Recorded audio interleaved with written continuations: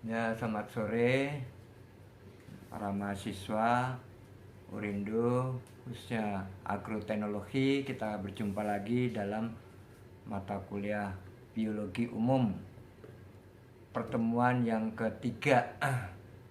Assalamualaikum warahmatullahi wabarakatuh. Semoga kita masih sehat semuanya dan dapat menyimak kuliah Zoom yang Bapak berikan pada bab berikutnya, yaitu tentang sistematika dan klasifikasi pada makhluk hidup. Jadi karena makhluk hidup itu banyak sekali, hewan maupun tumbuhan, maka Aristoteles membuat sistem taksonomi, penggolongan antara makhluk sederhana maupun makhluk yang sudah tingkatnya lebih tinggi lagi. Nah, di dalam klasifikasi sistematika tadi menggolongkan makhluk hidup atau disebut takson. Taksonomi adalah ilmu yang menggolong-golongkan dari makhluk sederhana menuju ke tingkat yang lebih sempurna. Nah, di sini juga nanti kamu bisa baca di halaman 21 diktat Bapak yang akan Bapak kirim. Itu terdapat sejarah klasifikasi dan sistematika tumbuhan tingkat tinggi. Batasan sistematik tumbuhan tingkat tinggi yaitu suatu ilmu yang bertujuan untuk memberikan nama pada segala jenis tumbuhan tingkat tinggi dan menggolongkan mereka ke dalam suatu sistem yang mudah difahami. Berarti kita harus mengenal morfologi, bentuk luar daripada taksonomi, yaitu harus menguasai morfologi, mulai dari bentuk daun, arsitektur pohon, bentuk batang, sampai bentuk tumbuhan tadi, perdu ataupun tanaman pohon. Itu sistematik klasifikasi secara sederhana awal-awalnya terdiri dari pohon, perdu, dan herba. Pohon berarti tinggi, berjat kayu, perdu itu pendek, paling tinggi hanya 2 meter 3 meter, dan herba tidak berjat kayu pada batangnya. Nah, kamu lihat di situ pada umumnya ada 3 cara klasifikasi. Yang pertama, klasifikasi secara buatan. Yang kedua, klasifikasi secara alamiah. Yang ketiga, klasifikasi secara filogeni. Ya. Nah, itu ada keterangannya di bawahnya. Klasifikasi secara buatan yaitu menggolong-golongkan tumbuhan berdasarkan satu atau beberapa karakter saja. Hal ini dimaksudkan untuk mempermudah keperluan identifikasi. Jadi kalau kamu pergi ke lapangan, ke perkebunan atau perladangan atau persawahan atau hutan, kamu membawa buku determinasi.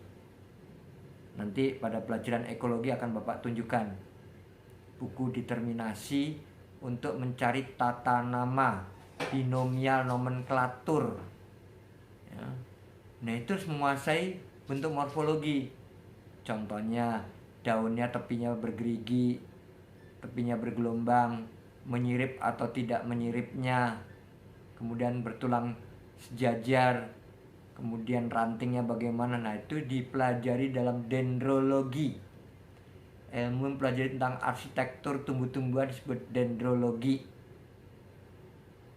Jadi itu menunjang semua proses mengidentifikasi dari tumbuh-tumbuhan sendiri. Itu klasifikasi secara buatan. Yang kedua, klasifikasi secara alamiah.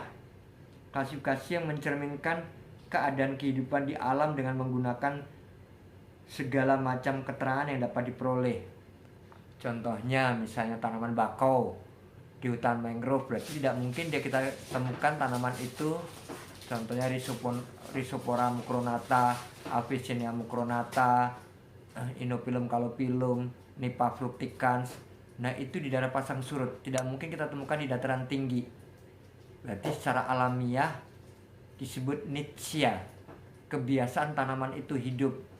Jadi nggak mungkin tanaman itu kita paksa dari dataran rendah atau pasang surut ke dataran tinggi, atau kebalikannya, tanaman dataran tinggi tidak mungkin kita tanam di dataran rendah, karena faktor adaptif yang berhubungan dengan gen-gen, yang berhubungan dengan sifat tumbuhan itu sendiri. Contohnya teh dan kopi Mungkin kita paksa kita tanam di Jakarta bisa tumbuh dengan pemupukan dan sebagainya, tapi tidak sebagus kalau dia tumbuh di dataran tinggi karena alamnya berbeda ya. Jadi DPA dari permukaan laut berbeda. Kemudian yang ketiga, klasifikasi secara filogeni. Ingat, filum. Filogeni berdasarkan dari filum. Jadi kalau dari ovum sampai dewasa itu disebut ontogeni. Semua ovum hampir berbentuk bulat. Mau itu ovum cacing, maupun itu ovum ikan, maupun itu ovum manusia, ovum gajah, semua berbentuk bulat rata-rata. Tinggal bedanya besar kecilnya.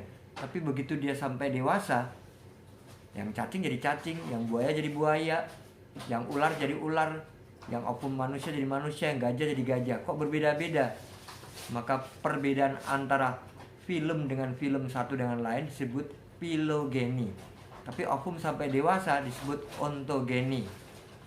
Menurut ungkapan Ernst Haeckel pada tahun 1928, seorang ahli embriologi dari Swedia yang mengungkapkan tentang ontogeni dan filogeni. Bapak tidak dapat peragakan karena media peraga Bapak ada di lab. Karena ini kuliah Zoom, nanti setelah kita kuliah tatap muka baru Bapak dapat peragakan antara ontogeni dan filogeni. Nah, itu di halaman 21. Nah, kalau kita lanjutkan, ada menurut sejarah timbulnya ahli-ahli klasifikasi itu dikenal ada 4 periode. Periode 1, klasifikasi berdasarkan cara hidup tumbuhan. Sistem ini terjadi pada 300 tahun sebelum Masehi sampai pertengahan abad ke-18 dengan para ahli. Ya, ini sejarah nih. Contohnya Theopratus 270 sampai 285 setelah Masehi. Murid dari Aristoteles, dia anggap sebagai bapak ahli ilmu botani. Ia menggolong-golongkan tumbuhan menurut tekstur seperti tumbuhan setahun. Jadi setahun dia baru tumbuh atau baru berbuah, berbunga. Itu disebut tumbuhan anual. Tapi ada tumbuhan 2 tahunan, itu disebut biennial. Dan tumbuhan tahunan yang panjang itu disebut perennial. Jadi seperti tanaman jati, rasa mala dan sebagainya, tumbuhan tahunan, perennial.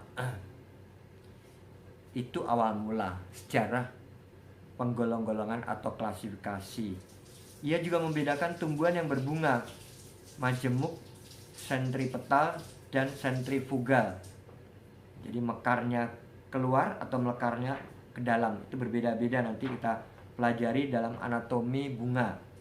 Yang berbeda pada letak bakal buah dan mahkotanya.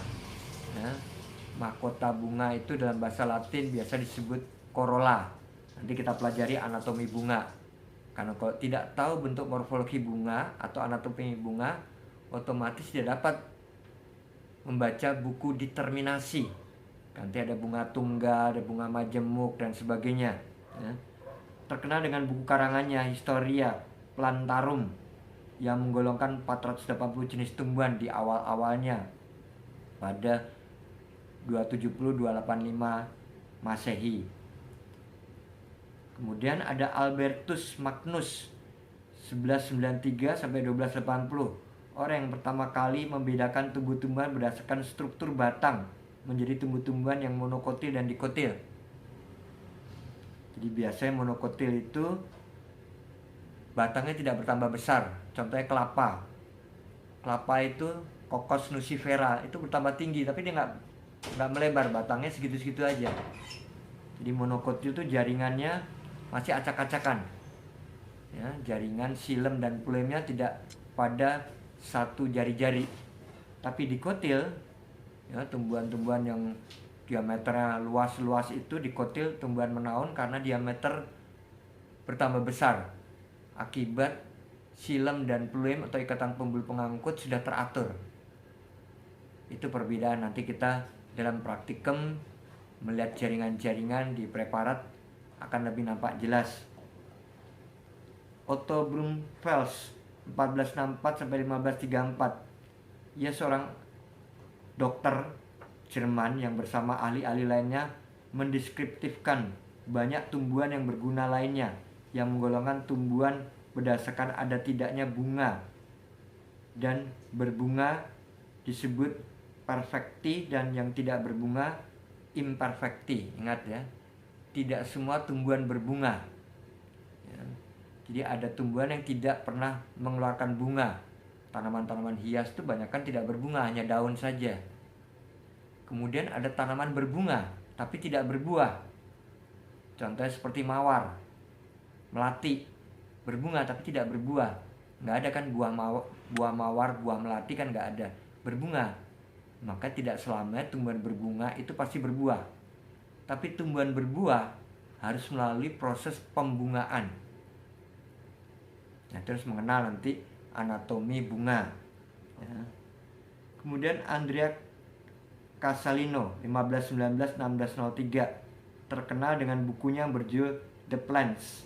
Ia membuat klasifikasi 1500 tumbuhan berdasarkan cara hidup atau habitatnya. Ada pohon, ada herba dibagi-bagi lagi berdasarkan tipe buah dan bijinya. Jadi dia melihat tatanan morfologi tumbuhan dari sudut buahnya. Ada yang berumah satu, ada yang berumah dua dalam bunganya, berbuahnya juga berbeda. Ya, kalau kamu contohnya menanam kelengkeng atau menanam dondong atau menanam salak, hanya satu pohon nggak pernah akan berbuah. Kenapa? Karena dia berumah dua. Jadi berbunga tapi tidak mengalami penyerbukan pembuahan. Nanti kita akan pelajari masing-masing dalam bentuk arsitektur tumbuhan dari ujung daun sampai ujung akar. Jean Johan dan Bauhin 1541-1631 seorang dokter bangsa Prancis yang terkenal dengan bukunya Historis Plantarum Universalis, yang dalam buku ini ia menggolongkan tumbuhan berdasarkan tekstur dan bentuknya atau secara dendrologi tadi. Jadi contohnya pohon cemara itu meruncing, kemudian pohon beringin itu melebar dan tumpul, nah itu termasuk arsitektur. Kemudian pohon nanas itu seperti lancet, itu hanya tegak lurus saja dedaunannya, nah itu udah berbeda-beda. Jadi ekologi kita akan ketemu dendrologi, bagaimana bentuk daun, bagaimana bentuk batang, bentuk ranting, kemudian letak daun tadi di ujung ranting atau di pangkal ranting atau di ketiak ranting. Buahnya pun juga begitu, sudah berbeda nama-namanya. Semua dalam bahasa Latin, tidak ada bahasa Indonesianya. Di bahasa Indonesia itu masih miskin, tapi kalau bahasa Latin dunia semua tahu ya. Itu tadi mengenai analisa si Johan. Kemudian Joseph Pitton dan de Terneuf 1656-1708 membagi tumbuhan berbunga menjadi dua kelompok besar, yaitu pohon, tanaman pohon dan tanaman herba, yang masing-masing dibagi lagi berdasarkan sifat bunga yang bermahkota dan yang tidak bermahkota. Bunga tunggal atau bunga majemuk teratur dan tidak teratur. Jadi ada bunga yang punya korola, punya mahkota. Ada yang bunga tidak punya korola, tapi pangkal bunganya mungkin berwarna-warni. Nah, kenapa itu nanti kita bahas dalam morfologi dan anatomi bunga. Itu periode pertama. Kemudian masuk dalam periode kedua. Ya, periode kedua tadi juga begitu. Periode perkembangan botani atau biologi dalam dendrologi, dalam morfologi ya. Klasifikasi buatan berdasarkan jenis kelaminnya. Pada periode ini mencirikan satu sistem klasifikasi yang sengaja dibuat guna identifikasi saja dan mendukung dalam periode ini. Jadi kalau kamu membawa buku determinasi, kemudian kamu ketemu rumput atau ketemu gulma, akan mencari tata nama. Nama spesies itu disebut dengan mengidentifikasi tanaman tadi. Ya. Jadi saat kita mengidentifikasi tanaman akan mengetahui nama spesiesnya dalam bahasa Latin. Misalnya kita menemukan rumputnya kok besar-besar nih, rumput gajah.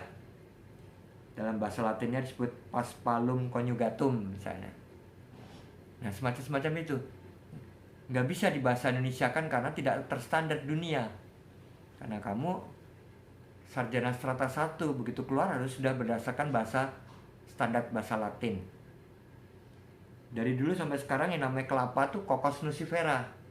Berarti nanti dibagi-bagi varietas lagi. Padi-padian Oryza sativa. Nanti dibagi-bagi ada varietas, ada kultur varietas atau kultivar. Nanti dalam subklasifikasi. Nah, Carolus Linnaeus itu tokoh dalam bentuk klasifikasi 1707 sampai 1778, dianggap sebagai bapak ilmu taksonomi di bidang khususnya botani maupun dalam zoologi sebagai ahli sistematik secara segala zaman. Ya. Karyanya berupa pembuatan daftar tumbuhan yang karyanya tumbuhan tadi karyanya dibuat sistematik Tournefort, yaitu 2 kelompok besar pohon dan herba.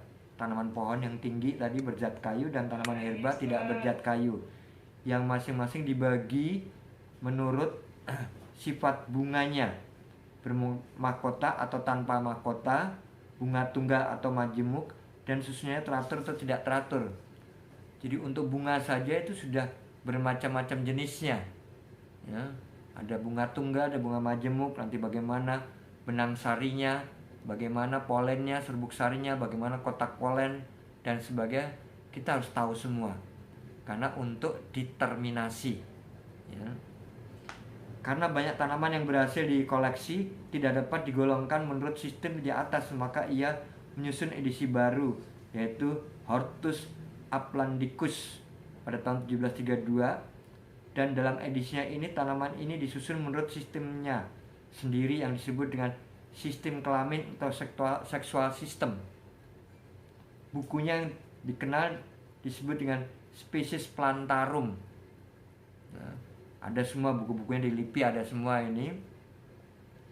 Secara singkat, sistem kelamin ciptaan Linnaeus ini menggolongkan tumbuhan ke dalam 24 kelas berdasarkan jumlah pelekatan dan panjang benang sarinya. Kelas tumbuhan ini dibagi lagi dalam orde berdasarkan jumlah tangkai putik pada tiap bunga. Maka disebut sistem plantarum, sistem tumbuhan. Maka klasifikasi ini diakui oleh para ahli botani modern sebagai titik permulaan cara penamaan tumbuhan atau nomenklatur. Jadi nggak sembarangan memberikan tata nama. Misalnya kamu menemukan tanaman yang seperti kamu belum pernah lihat, checking dulu di botani dunia. Kalau botani dunia sudah pernah ditemukan negara manapun, sudah ada namanya. Jadi nggak bisa kamu menemukan langsung memberikan tata nama. Ada prosedurnya. Kongres Botani Melanesia dahulu. Jadi di Malaysia tidak ditemukan, ke Afrika. Di Afrika tidak ditemukan lagi, ke Amazon, hutan belantara yang paling di hutan belantara Amerika belum pernah ditemukan, baru kita bawa ke Kongres Botani yang diadakan 4 tahun sekali di Massachusetts University. Baru di sana kita bisa memberikan tata nama berdasarkan ketentuan siapa penemunya, atau berdasarkan wilayah ditemukannya di mana, atau ada keturunan tidaknya dari kakek moyang tanaman tadi. Karena itu kita harus menguasai genetika. Nah, sampai sini mungkin ada yang mau ditanyakan, bisa ditanyakan tentang binomial nomenklatur. Silakan.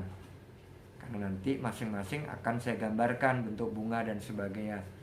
Minimal tahu dulu nomenklatur tadi. Ya, kita lanjutkan lagi pada periode ketiga. sistem klasifikasi ini berdasarkan hubungan bentuk tanaman itu sendiri. Pertengahan abad 18 ditandai oleh melimpahnya tumbuhan hidup, terutama tumbuhan berbiji dan koleksi herbarium yang datang ke Eropa dari berbagai penjuru dunia. Banyak tumbuhan yang merupakan tumbuhan baru bagi ahli botani di Eropa itu sendiri. Para ahli di zaman ini, contohnya Michael Edenson 1727-1806, ahli botani Prancis yang merintis mengumpulkan tumbuhan tropik. Nah, jadi dia banyak menjelajahi. Michael Edenson ini hutan-hutan hujan tropis, sehingga dia banyak menemukan tumbuh-tumbuhan yang dianggapnya aneh karena di negaranya di Eropa sana mungkin tidak dijumpai. Ia berhasil mengalihkan sistem buatan ke sistem alamiah, membuat deskriptif tumbuhan sampai ordo dan familia. Karya ini ditulis dalam buku Familia des Plantes pada tahun 1763. Nah, itu tadi orang-orang yang berhasil mengklasifikasikan. Sampai Jean Lamarck 1744-1829, seorang ahli biologi bangsa Prancis, dengan bukunya Flore France 1778 berisikan kunci determinasi buatan guna mengidentifikasi flora Prancis. Jadi ini hanya berlaku di daerah Prancis saja, tapi ini jadikan contoh untuk membuat buku determinasi. Jadi kalau kamu membuat buku determinasi, kamu jalan-jalan ke persawahan, hutan, perladangan dan sebagainya, kamu menemukan gulma dengan determinasi tadi dan mengidentifikasi, kamu bisa menemukan nama spesiesnya karena semua sudah ditulis. Yang ada di muka bumi ini semua sudah ditulis dalam buku determinasi. Apalagi kalau kamu buka buku judulnya Flora karangan V.C. van Steen, itu ahli botani Belanda yang selama 14 tahun dia menjelajah Pulau Jawa, hanya untuk Pulau Jawa, dari ujung paling kulon sampai ujung paling timur Jawa Timur, itu semua sudah pernah diamati ya, oleh Van Steen. Dulu namanya Botani Van Java. Jadi kamu keluar sedikit ke Pulau Seribu, itu sudah tidak mungkin lagi buku itu dipakai, karena sengaja memang buku itu dibuat untuk mencari tata nama tumbuhan yang ada di Pulau Jawa, dan semua ditulis dalam bahasa Latin, kemudian disamakan dengan bahasa Sunda, bahasa Jawa, bahasa Madura. Nanti Bapak tunjukkan buku Van Steen, di lab kita juga ada, atau di prodi juga ada tuh, buku determinasi Van Steen, karangan Van Steen, Flora judulnya. Bisa kamu beli di Gunung Agung banyak, atau di Gramedia juga banyak. Nah, itu. Kemudian De Candolle berjasa dalam bidang fisiologi, morfologi dan taksonomi. Fisiologi, ilmu yang mempelajari faal gejala-gejala alam terhadap tumbuhan tadi ya. Serta morfologi, bentuk luar daripada tumbuhan, dan taksonomi, golongan-golongan, menggolongkan. Karyanya berjudul Theory Elementary, yang menyebutnya bahwa anatomi adalah dasar utama untuk membedakan klasifikasi, jadi bukan morfologi. Jadi mungkin morfologinya sama, tapi setelah disayat, dilihat di mikroskop jaringannya, ternyata berbeda. Nah, itu pun juga merupakan salah satu pembeda ya. Jadi banyak tumbuhan yang sama, apalagi sudah cucu atau buyut atau filial F3, F4, F kesekian puluh. Nah, itu kemungkinan mengalami modifikasi, perubahan bentuk dari sistem jaringannya, perubahan bentuk dari sistem daunnya, perubahan bentuk dari sistem bunganya, bentuk bunganya. Nah, semua ini akibat peristiwa evolusi tanaman ya, dan dia berkembang biak, mungkin dibawa manusia, mungkin dibawa oleh alam, baik sengaja maupun tidak sengaja. Maka ilmu yang mempelajari penyebar luasan tanaman disebut biogeografi botani. Ilmu yang mempelajari tentang penyebaran hewan disebut geografi, zoologi. Ya, perlu diingat, kita nggak dapat mata kuliah itu, tapi kamu tahu sendiri asal mula tanaman-tanaman, misalnya Revanala madagascariensis, pisang kipas, itu berarti berasal dari Pulau Madagaskar. Tapi Manis javanicus terenggiling itu berarti berasal dari Pulau Jawa. Jadi kalau ditemukan misalnya di Amerika ada terenggiling, berarti asal mulanya dari Pulau Jawa, maka dinamakan Manis javanicus. Nah, itu ada ketentuan-ketentuan berdasarkan wilayah daerahnya. Nah, migrasi tanaman tadi ya, dari satu titik ke titik lain, baik itu dibawa oleh manusia, baik sengaja atau tidak, atau dibawa oleh hewan atau oleh angin, maka penyebarannya disebut biogeografi botani. Tapi kalau hewan disebut biogeografi zoologi. Jelas ya itu. Nah, tadi The Condell, Beetham dan Hooker. Sistem yang diciptakan oleh kedua ahli ini menerbitkan buku dengan bahasa Latin yang berjudul Genera Plantarum. Jadi, berdasarkan gen-gennya, dalam karyanya mendeskripsikan semua marga tumbuhan berbiji dan digolongkan menurut sistem mereka, yaitu serta didasarkan pada sistem anatomi botani. Jadi mungkin tumbuhannya sama, bentuk luarnya sama, ternyata anatominya berbeda. Kadang-kadang kita melihat daun hampir sama, tapi setelah kita lihat urat-urat daunnya, tebal tipis mesofilnya atau helaian daunnya sudah berbeda. Kemudian letaknya, tumbuhnya daun tadi pada pangkal ranting atau pada ujung ranting atau di tengah-tengah ranting, sifatnya simetris atau tidak simetris. Nah, itu nanti kita bicarakan dalam morfologi botani. Nah, jadi tidak dapat terlepas dari bahasa Latin. Selanjutkan periode 4. Sistem klasifikasi ini berdasarkan filogeninya, dari filum. Ya, evolusi filum. Klasifikasi tumbuhan digolongkan dari yang sederhana sampai yang kompleks, serta menggambarkan hubungan genetiknya atau sifat baka dan asal-usul keturunannya. Pendukung periode ini antara lain August Wilhelm Escher pada tahun 1839 sampai 1887. Pendekatannya berdasarkan hubungan genetik antar tumbuhan. Jadi karena di lapangan ini mungkin terjadi perkawinan silang kan, makanya nanti ada mata kuliah pemuliaan tanaman, bagaimana kita memuliakan tanaman supaya kita bertahan dengan spesies yang sama atau varietas yang sama. Contohnya padi, kamu nanam padi, di kanan kirimu juga ada padi tapi varietas lain, maka munculnya sudah kawin-kawin silang ya. Nah, itu nanti ada tatanan bagaimana supaya tidak terjadi perkawinan silang dan sebagainya melalui petani penangkar. Di pemuliaan tanaman nanti ada mata kuliah sendiri.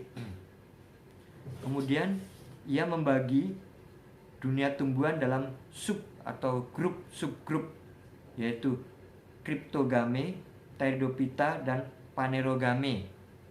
Cryptogame dibagi atas 2 divisio, Taluphyta. Pita itu artinya tumbuhan. Talu itu berasal dari talus. Talus itu belum dapat dibedakan antara batang, ranting, dan daun. Jadi Taluphyta belum dapat dibedakan mana daun, mana batang, mana ranting. Seperti contohnya lumut-lumut.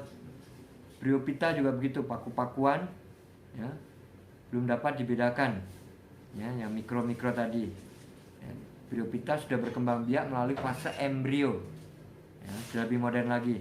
Pteridophyta, nah, itu sudah mulai berkembang menjadi Angiospermae dan Gymnospermae, 2 divisio.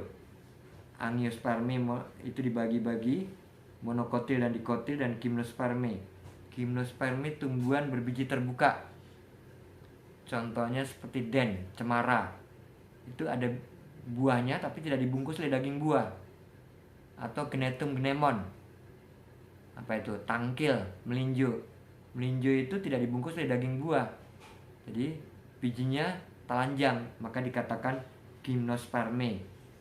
Tapi kalau Angiospermae, bijinya sudah dibungkus oleh daging buah atau endosperm.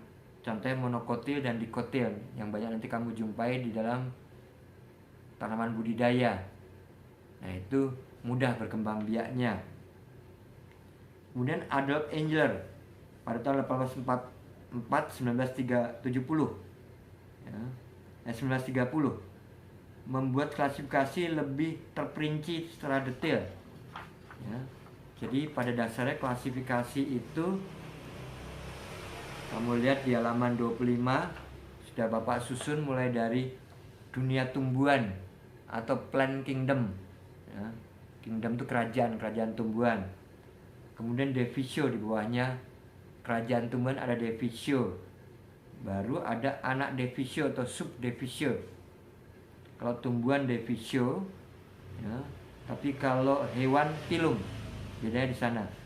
Kemudian kelas, anak kelas atau subkelas, bangsa, ordo atau bangsa, subordo atau anak bangsa, suku yaitu familia, anak suku subfamilia, puak itu tribus, anak puak yaitu subtribus, marga atau genus, anak marga subgenus, seksi section, anak seksi subsection, yaitu sampai pada spesies, yaitu ya, seri atau seri, jenis atau spesies. Nah, jenis itu spesies, anak jenis berarti subspesies.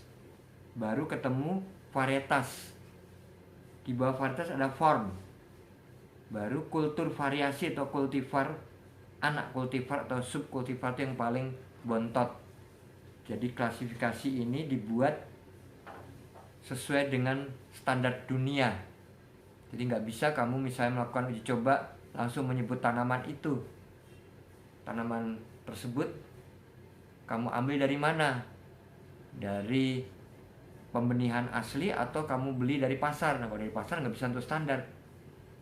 Nah, ini dari hubungannya tadi berdasarkan standarisasi benih yang asli. Tapi kalau kamu beli di pasar atau kamu makan cabai, kamu ambil cabai tadi kamu tanam, ya bisa tumbuh jadi cabai, tapi sudah jatuh varietas mungkin, atau subspesies, atau kultur varietas mungkin, kultivar. Jadi setiap percobaan itu harus diklasifikasikan asli, yang kamu gunakan benih asli ya.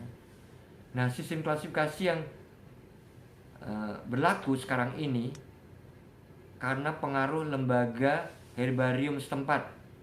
Jadi kalau kita di Jakarta ini nggak ada, adanya di Bogor. Maka di Bogor dibangun lembaga herbarium Bogoriensis. Itu karya Van Steen sama Jung Hoon dan Raffles yang mengumpulkan tanaman sampai sekarang kita masih bisa melihat herbariumnya. Jadi cukup beruntung lah Anda ini berada di Jakarta, jadi nggak terlalu jauh menuju ke herbarium Bogoriensis, karena di sana sudah disiapkan atlas-atlas atau bentuk benda asli yang sudah dikeringkan, diherbariumkan. Nah, klasifikasi berdasarkan keadaan sekarang ini ada yang karena pengaruh buku, penuntun yang dipelajari, karena sistem yang dipilih sesuai dengan bidang usahanya. Nah, jadi sudah makin banyak pemberian tata nama berdasarkan kepentingannya saat itu. Ya, contohnya coklat, nggak ada tanaman coklat, tapi tanaman kakao. Ya, kalau kamu meneliti coklat, semua tanaman juga batangnya coklat, tapi nggak disebut tanaman coklat. Ya, itu bahasa awam tanaman coklat. Bahasa latinnya kakao. Nanti ada bagi-bagi lagi spesies atau subspesiesnya. Contoh-contoh herbarium biasanya disusun menurut sistem tertentu, dan pada lembaga herbarium yang tadi sudah saya katakan disimpan di dalam lembaga herbarium Bogoriensis. Di depan kebun raya kamu lihat tuh ada gedung yang agak di bawah ya. Nah, itu situ menyimpan semua tumbuh-tumbuhan yang ada di Indonesia, daunnya, bijinya, dan sebagainya. Bahkan kalau kamu naik sedikit dari Bogor menuju ke dermaga IPB, itu ada museum plasma nutfah. Plasma itu cairan, nutfah itu benih, museum benih. Jadi contohnya menyimpan benih Varanus komodoensis. Apa itu? Komodo. Benih jantan itu disimpan spermanya.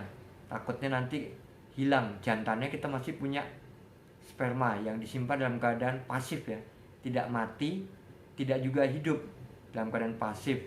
Atau si Rhinoceros sundaicus, badak bercula satu ujung kulon, itu juga sudah hampir punah. Nah, itu spermanya sebagian kita simpan dalam keadaan dormansi, dalam keadaan pasif.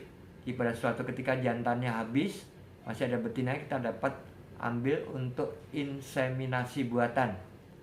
Nah, itu disebut museum plasma nutfah ya. Jadi museum benih, jika ditanya museum plasma nutfah apa, yaitu museum benih yang menyimpan biji-bijian ataupun benih jantan dan betina, khususnya benih jantan. Dikhawatirkan hewan-hewan itu punah. Nah, itu nanti akan saya perjelas di dalam teknologi benih nanti kalau ketemu dengan Bapak lagi ya. Nah, dengan sistem klasifikasi tadi, maka sistem yang dianut oleh suatu lembaga biasanya dipraktekkan pada penyusunan buku tentang flora suatu daerah. Pusat herbarium di Indonesia itu di Bogor ya. Pada lembaga Herbarium Bogorensis, lembaga biologi nasional di bawah LIPI ya. LBN, lembaga biologi nasional itu salah satunya menyimpan herbarium dan plasma nutfah. Jelas? Nah, kamu dari penjelasan Bapak tadi, kalau dilanjutkan di halaman 27 itu mulai dari sketsa atau skema klasifikasi ya. Jadi mulai dari benda yang paling kecil, sel, struktur dasar kehidupan yang terkecil. Sel itu dibagi dua ya. Jadi bukan sel darah merah, sel darah putih, tapi sel dibagi dua berdasarkan bentuknya, sel prokaryotik dan karyotik. Sel prokaryotik kemarin sudah Bapak jelaskan ya, dalam ilmu sel. Sel yang tidak punya dinding nukleus, jadi isi nukleusnya berserakan di dalam plasma tadi. Contohnya yaitu virus, alge biru ya, cyanophyce, fungi yang masih primitif, fungi itu cendawan, dan bakteri. Ada bakteri ungu, bakteri hijau, bakteri yang melakukan proses fotosintesa ya. Dikatakan tumbuhan benar karena dia berfotosintesa, dikatakan hewan benar karena dia dapat bergerak ya. Makanya nanti ada dunia protista di bawahnya itu. Kemudian sel yang sempurna itu sel karyotik, sel yang sudah mempunyai membran nukleus, dibagi dua besar, yaitu sel tumbuhan dan sel hewan. Sel tumbuhan salah satunya Schizophyta, Talupita, Cormophyta. Schizophyta yaitu tumbuhan yang berkembang biak dengan schizo, seperti kayak hewan, jadi sporanya bisa bergerak sendiri. Kemudian tumbuhan Talupita, pita itu tumbuhan, talus, tumbuhan yang sudah dapat dibedakan mana batang, mana daun dan akar. Dan terakhir Cormophyta, tumbuhan berkormus, bisa Cormophyta berspora, bisa Cormophyta berbiji. Nah, itu semuanya sangat ditentukan oleh anatomi dan morfologi bentuk. Kemudian hewan bersel satu disebut monozoa, hewan bersel banyak disebut metazoa atau monoseluler dan poliseluler. Nah, kalau metazoa itu sudah modern. Semua tadi di antara dua tumbuhan dan hewan tadi ada mirip dengan tumbuhan ya, karena dia berfotosintesa tapi bisa bergerak, mirip dengan hewan, maka dia digolongkan dunia protista atau monera. Itu berdasarkan klasifikasi selnya. Nah, di bawah itu ada ganggang Rhodophyce, Chlorophyce, Phaeophyce, Chrysophyce. Ganggang merah termasuk disebut Rhodophyce, ganggang hijau Chlorophyce, Phaeophyce itu ganggang berwarna keperak-perakan itu, Chrysophyce ganggang yang berwarna keemas-emasan. Di ganggang itu banyak sekali jenisnya. Jadi rumput laut tuh nggak ada ya, yang ada adalah alge, karena bentuknya seperti rumput, orang nyebutnya rumput laut. Enggak, di laut nggak ada rumput. Rumput tuh adanya di lapangan bola atau di padang ilalang. Di laut tidak ada rumput, tapi ganggang, alge. Ya, jangan sampai salah. Fungi atau cendawan. Saya mau mempelajari tentang fungi apa? Ya, itu tadi ada Mysomycetes, Ascomycetes, Basidiomycetes, Deuteromycetes. Ya. Jadi ada yang berkembang dengan Mysopora, ada Ascospora, ada Basidiomycetes dengan Basidium, ada Deuteromycetes.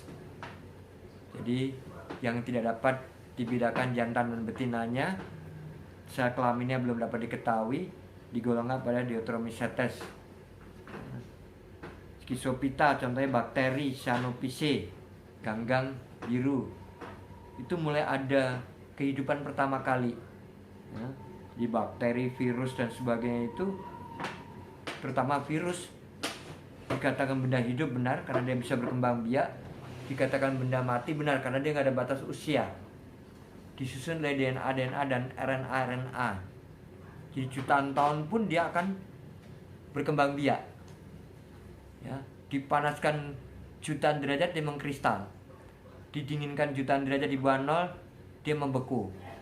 Jadi pada suatu ketika dia hinggap pada makhluk hidup, dia berkembang biak.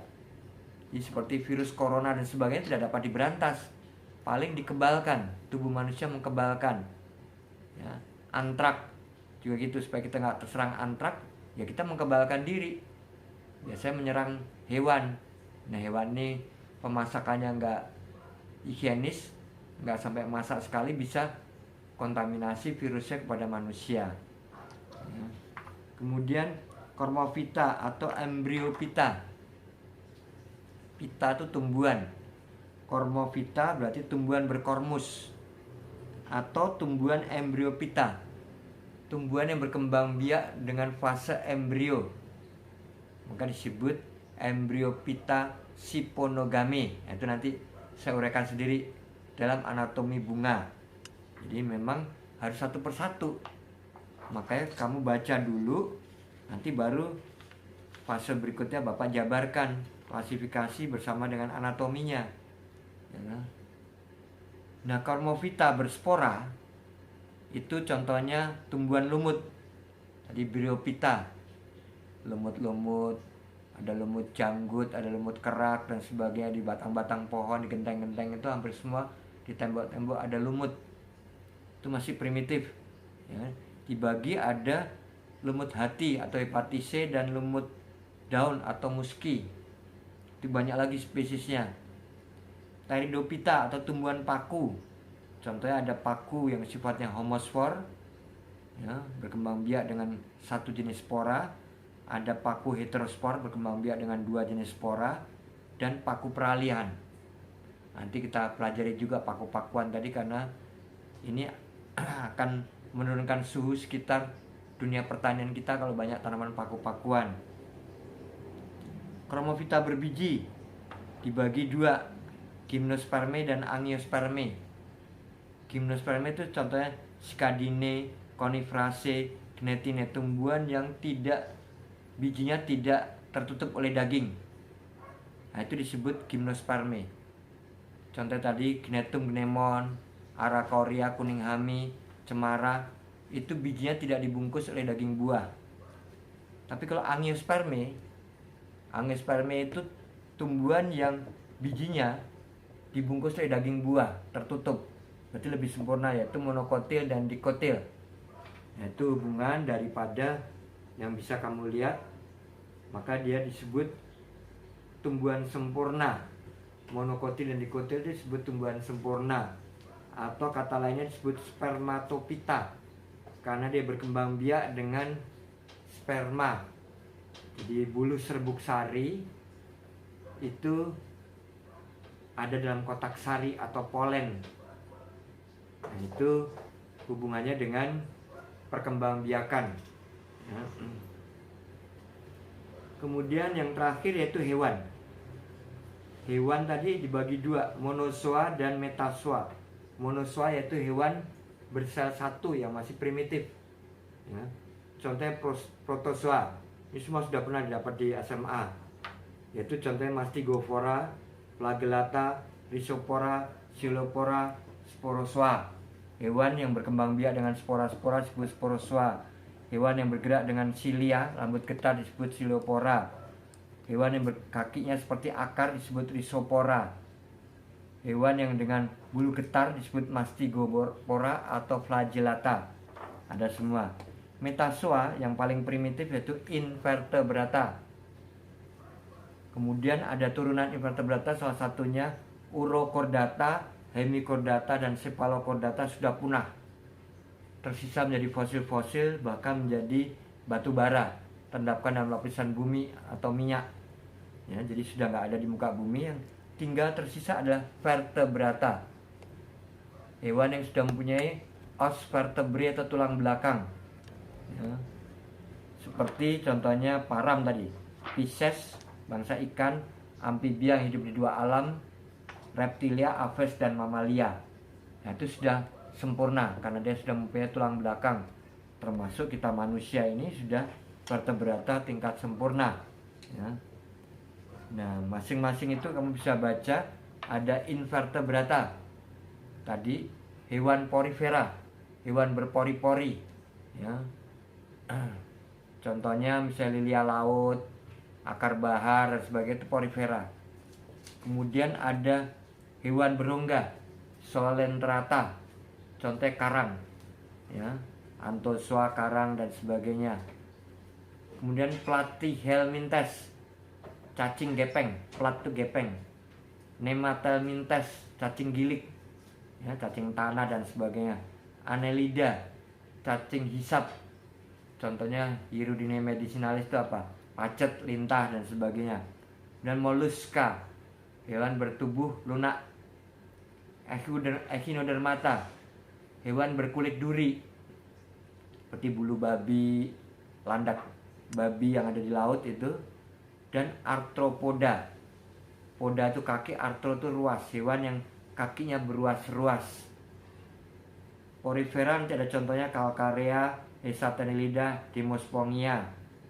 Ini tidak kita dalami karena kita bukan jurusan biologi ya, tapi minimal tahu. Solentrata, Hydrozoa, Scyphozoa, Anthozoa, Platyhelminthes. Nah, nanti kita ketemu nih cacing-cacing, ada Planaria, Pipalium, Fasciola hepatica, itu cacing hati, itu bentuknya gepeng, maka disebut Platyhelminthes. Nematelminthes, itu contohnya Ascaris lumbricoides, itu cacing gilik. Ankylostomum duodenale, cacing tambang. Trisinella spiralis, itu cacing spiral. Fusarium bancrofti, itu cacing kermi. Nah, itu semua ada. Mollusca, Amphinoria, Gastropoda, Scapopoda, Pelesipoda, Cephalopoda. Cephalopoda itu kerang tadi, ya, bukan karang, kerang yang sering kita makan itu. Annelida juga itu, Polychaeta, Oligochaeta, Hirudinea.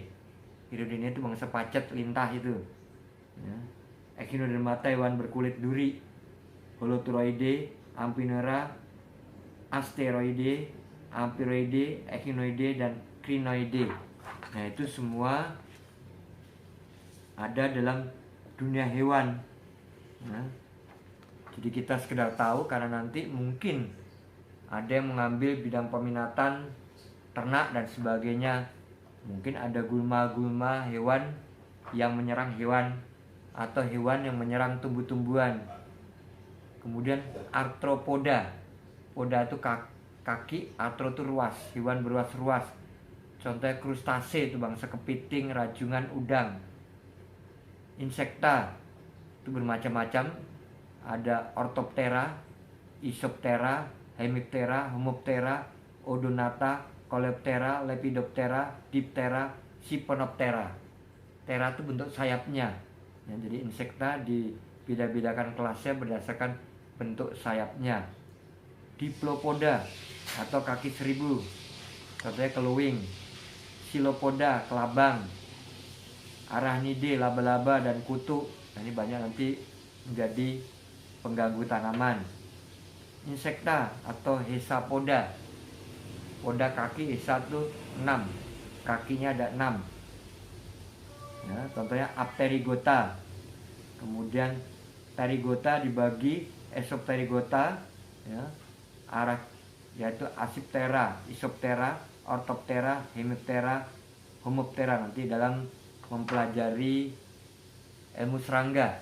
Karena hubungannya dalam pertanian kita akan berbicara dunia serangga. Minimal sudah saya dasari dalam biologi umum.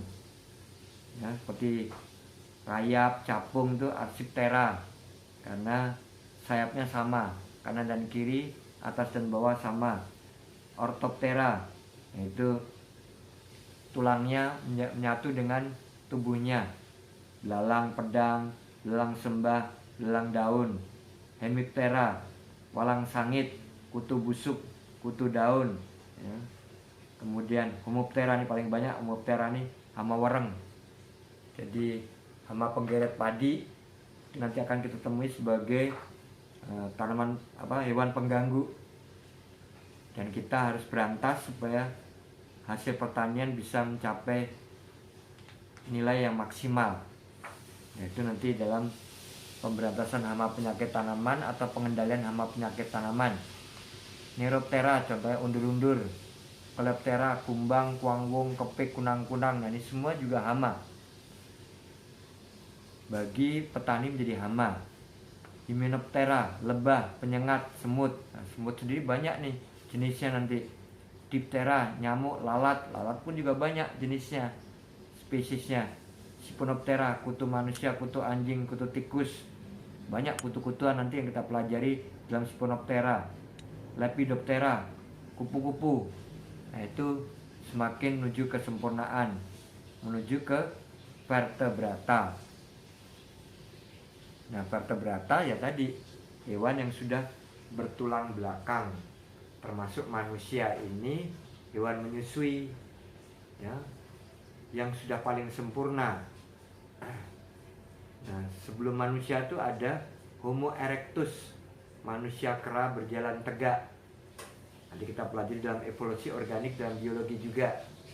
Nah, semua ini tatanannya disimpan dalam klasifikasi.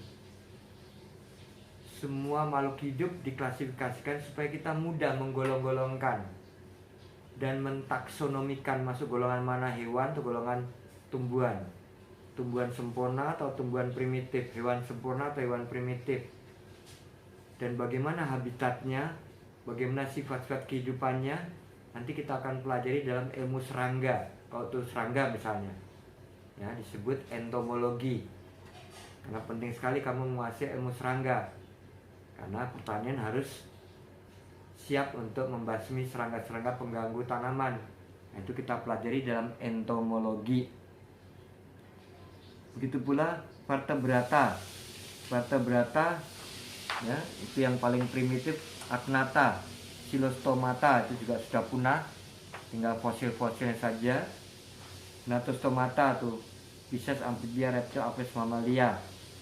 Kemudian kriteria kedua, ada tidaknya ekstremitas untuk bergerak. Ini apa nih? Alat gerak. Tangan ini alat gerak depan kalau untuk manusia atau hewan kaki 4. Ya, ekstremitas anterior dextra, ekstremitas anterior sinistra. Ya, dextra itu kanan, sinistra kiri. Ekstremitas itu anggota gerak. Anterior itu atas. Tapi kaki ekstremitas posterior juga gitu, ekstremitas posterior dextra dan sinistra. Ini semua pakai istilah bahasa Latin. Ya, di depan tuh frontal, dada itu toraks, perut tuh abdomen, punggung tuh dorsal, ekor tuh cauda. Ya, kaki ekstremitas anterior atau posterior. Nah, karena manusia berjalan dengan 2 kaki, maka ekstremitas anterior dipakai untuk tangan, untuk bekerja dan sebagainya, tapi untuk berjalan hanya menggunakan 2 kaki. Nah, itu juga perubahan berdasarkan evolusi.